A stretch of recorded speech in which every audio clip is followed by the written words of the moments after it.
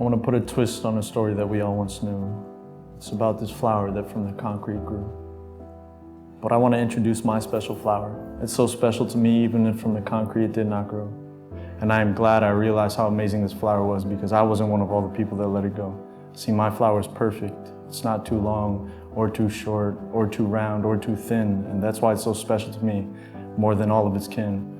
My flower had a special gift. It wouldn't only regrow its petals, but it would make you feel all of its warmth within. But since it did not grow from the concrete, let me tell you its history, or at least from what I got to see when I held this flower to my heart. This is what it told me. Años atrás un hombre encontró esta flor. No fue intencional a encontrarla, pero lo compró en una docena de rosas para pedirle perdón a su esposa porque se emborrachó. Pero no duró tanto con ella mi rosa tan bella, porque la esposa se la dio a la hija a traerse con ella. This woman's daughter planted it in her garden and watered it when she got here. She took care of it and told her all she knew about life and reminded this beautiful flower how it appeared. Little did she know she was holding on to the world's most special flower.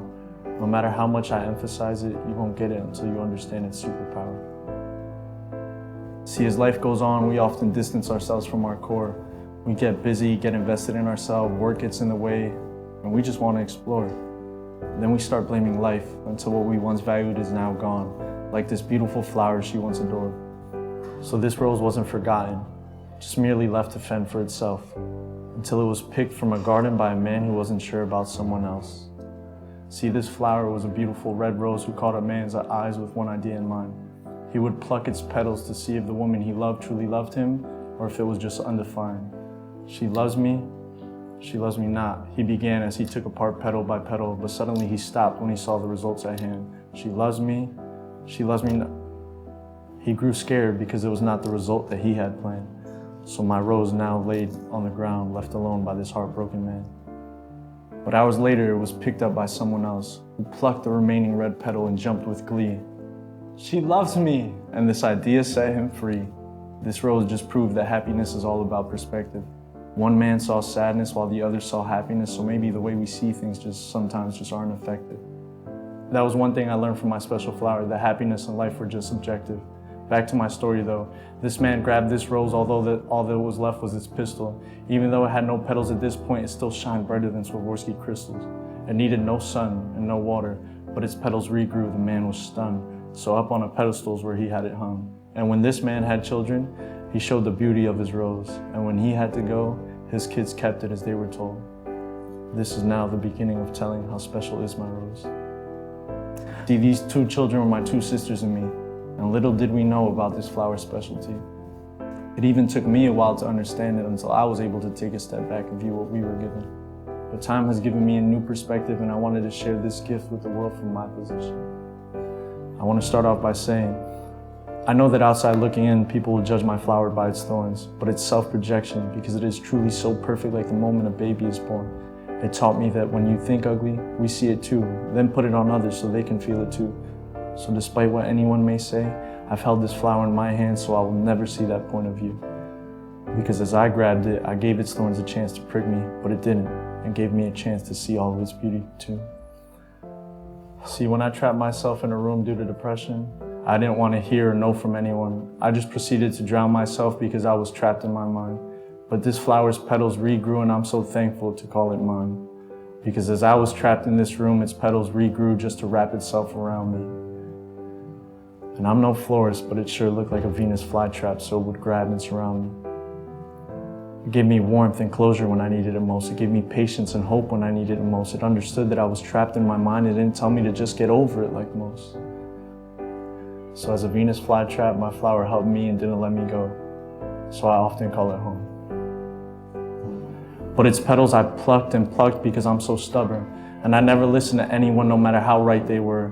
I guess it's because by my pride I was covered. So my flower regrew as a tulip. Because I wouldn't listen to anything that came out of anyone's tulips. But I listened to it, my perfect little tulip.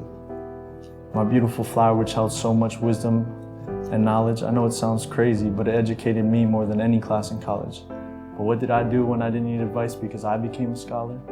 I just plucked and continued plucking until I couldn't any longer. How selfish of me. See, I never watered my flower. and neither have my sisters. But we told all of our dreams to it, so when its petals regrew, it became a dandelion. We stopped plucking, we began blowing, and all of our dreams would come true. I'm not lying. So another lesson this beautiful thing taught me was that even if I had nothing, I could make something. That's probably why I hated earth science, because even when we offer nothing, it still bloomed. Yet they taught me photosynthesis, but when I disagreed and said it's a myth, my teachers couldn't make sense of it. But we dreamt, and the bigger our dreams, the harder we blew, until we couldn't anymore, not leaving a petal in sight, but hoping it would rebloom. Now you see why there's no dandelion in sight, because it needed to teach me, and as a dandelion, it never regrew. So it taught us that if we believe we could make another dream come true. Yeah, my favorite was when I had those rainy days. I guess that's a bit contradicting when I say it, but my plant would regrow yellow petals like a sunflower to brighten up my day, and when I held it in my hands, it would say, "Rain, rain, go away, you better come back another day." And I never bothered to ask if it wouldn't, because just by that line, the skies that were once gray would immediately go away. So I never had to wake up on the right side of the bed for things to go my way. But I still plucked and plucked and plucked all of its petals till they were gone, because if my days were bright, then I'd never have to hear that song. See, my flower is now a rose, the flower of love, so it took me a while to understand what it wanted to impose. I never understood why it chose me, as my heart was so froze. But it was gentle with me, because what happens when you drop ice? It breaks into a million pieces. So it handled me with care even when I almost abandoned it for good, searching for the greener grass on the other side. Well, I found it, but it let me go so I can learn even if the grass was greener, it'd eventually die, because I never learned to water my grass and give it love so my lawn would grow. So I came back, and it taught me to love what I had and where I was, because if the grass was greener, it was limited. But if I learned to care for mine, I would watch my grass grow. So by letting me go search for the other side, it taught me comparison was the thief of happiness. Although I still disagree and say that's cancer, because this world has always been trapped, and when its petals I would pluck, it would regrow into the same rose, just different colors, to show me there's beauty in everything and everywhere. And if anyone dropped my heart, its love will put me back together like adhesive. I've had this rose now for as long as I could remember, but as of recent, it's in my heart right at the center. Because through its ability to change and adapt to give us what we needed, it became my mentor, and I cherish it every day, because I know there will be a day that I won't be able to hold it anymore. See, every superhero has a weakness, like how Superwoman has kryptonite and Batman's is his humanity. My rose's weakness is time and chemotherapy, a recurring theme of our lives. It made me wonder why God gave human characteristics to something He made so perfectly.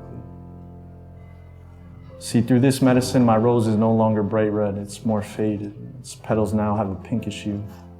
But every day I remind it, pink is beautiful too. Besides, pink is a sign for those who fight breast cancer too. It always told me that from the soils where it came, so one day I'll need to give it back. But I refuse to believe it's true. I want it to live forever. So I try my best to be happy, because that's when it looks best. Like my happiness is its fountain of youth. So I'll smile forever for you, my perfect rose. And it kills me that it's lost one of its petals, one which hasn't regrown. Maybe it's the sickness, or that's what my flower will do as it continues to grow old. But it is now my greatest honor to take care of you.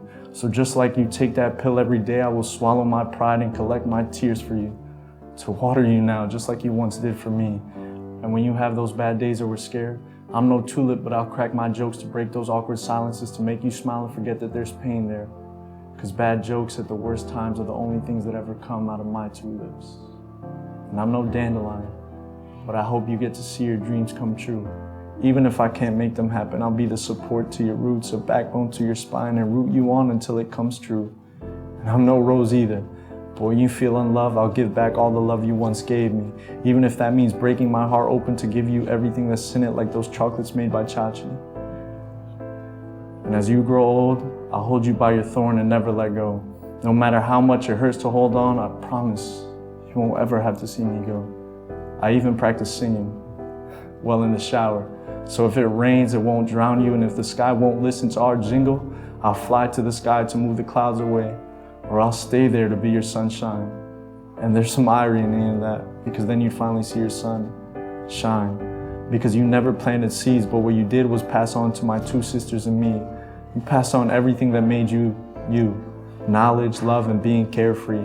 I guess that's how you made me see I just needed to be. me. I told you from the beginning that my flower is so special, and now you probably wish there was two. What if I told you that there were hundreds? Would you believe what I'm saying is true? See, my flower goes by many names. The world calls her comadre, madrina, titi, hermana, hija, sometimes by her actual name, Nessie, but I call this flower Mommy. And I wrote this because I'm so thankful you didn't abandon me. You helped the world's most broken human feel complete. So I just wanted to say thank you and give you the flowers you deserve while you can still smell them. And to the world, I just want you to realize what you have too, the world's most special flower. And I know we get busy, but it only takes 1 second to say thank you. So I want to say thank you, Ma. I love you. You and all those mothers who put themselves aside for their kids and family are the most beautiful people to ever walk this earth. That includes all my titis, my sisters, or any woman that were also a mom to me. You all are perfection. You are my flower. Because you were a mother when I needed one, a father when I needed one, a friend when I needed one. And whatever I needed you to be, you became just for my 2 sisters and me. So here's me giving my rose to my rose, and I'm not the only one who wants to do so.